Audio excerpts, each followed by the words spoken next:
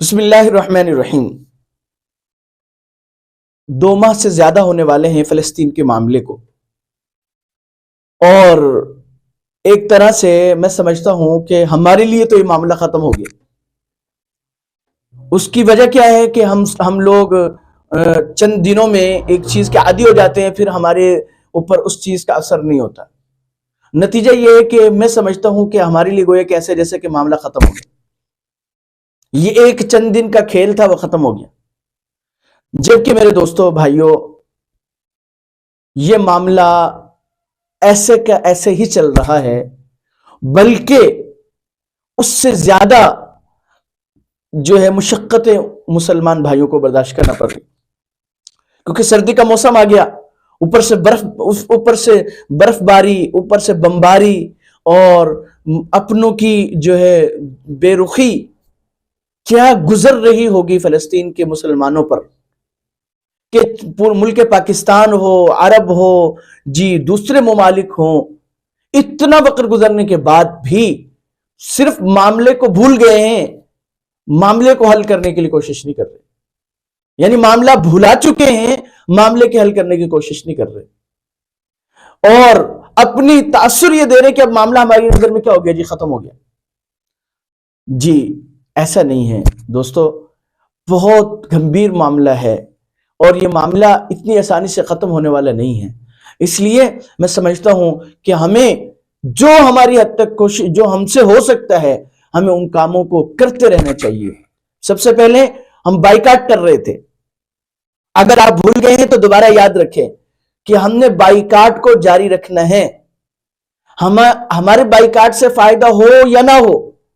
لیکن کم از کم ہم اللہ کے ہاں جواب دہ ہو سکیں کہ یا اللہ، ہم نے اپنی سی کوشش کی۔ دوسرا کام، ہم اپنے طور پر اپنے مسلمان بھائیوں کے لیے غم اور غمی میں جیسے دعا کرتے ہیں، ان کی مدد کے لیے دعا کرتے رہیں، اللہ پاک ان کی مدد کرے۔ اور تیسرا کام یہ کریں کہ ہم اپنے دل میں جذبہ رکھیں۔ دیکھیں، ہم جو یہ حدود کر دی گئی ہیں، ممالک کی سرحدات متعین کر دی گئی ہیں، ان کی وجہ سے ہم نہیں جا سک رہے، ورنہ ہر مسلمان درد دل رکھنے والے کا جذبہ تھا ہے اور رہے گا کہ اپنے مظلوم مسلمان بھائی کی مدد کے لیے جان بھی دینی پڑے تو دے دیں۔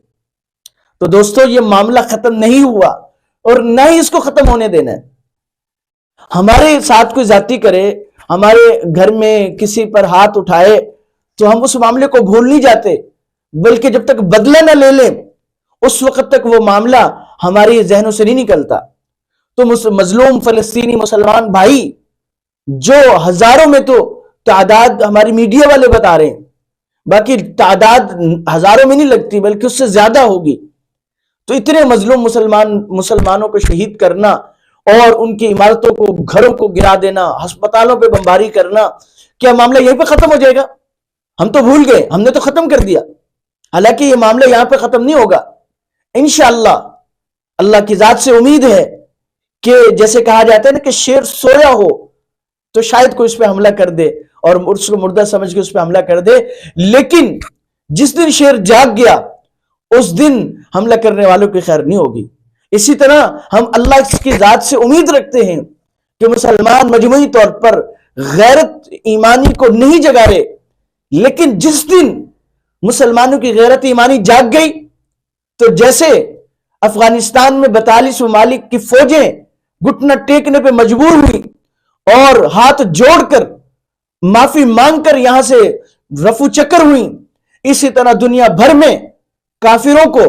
اور بالخصوص یہودیوں کو سر چھپانے کی جگہ نہیں ملے گی انشاءاللہ۔ لیکن اس لیے اس معاملے کو ختم نہیں ہونے دینا۔ یہ ایسے ہی ہے جیسے میری بہن، میرے بھائی، میرے والدین، میرے عزیز و اقارب، وہ دنیا سے ان پر حملہ ہو رہے ہیں، ان پر ظلم و ستم ہو رہا ہے، کیونکہ جناب نبی کریم صلی اللہ علیہ وسلم نے فرمایا تھا کہ مسلمان ایک جسم کی مانند ہے، اور ایک جسم کے کسی بھی کنارے پر ناخن جو پاؤں کی چھوٹی انگلی میں موجود ہے، اگر اس میں تکلیف ہو تو پورے بدن میں تکلیف محسوس ہوتی ہے۔ تو فلسطین کا معاملہ تو ہماری یوں سمجھ لے کہ شہرک کا معاملہ ہے، قبلہ اول کا معاملہ ہے، اور ظلمن ہمارے مسلمان شہید کیے جا رہے ہیں، صرف اس لیے کہ بیت المقدس کو چھوڑ دیں، فلسطین کو چھوڑ دیں، اس لیے ہم نے بھولنا نہیں ہے، اور ہم نے اپنی حد تک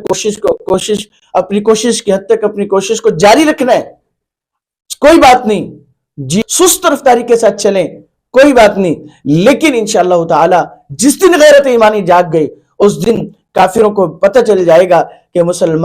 اللہ نے مسلمانوں میں ہمت، طاقت اور جذبہ کتنا رکھا ہے کہ کافر ان کے سامنے ٹھہر نہیں سکتا۔ اس لیے میں سمجھتا ہوں کہ اس معاملے کو جاری رکھیں، یاد رکھیں، اور اپنی کوشش کے حد تک اپنی کوشش کرتے رہیں۔ اللہ پاک مجھے اور آپ کو اس معاملے میں جو ہم سے ہو سکے، اللہ پاک ہم سے خدمت لے لے اور ہمیں اس معاملے میں اپنی رضا کے لیے قبول کر لے، اپنے مسلمان بھائیوں کی مدد کے لیے قبول کر لے۔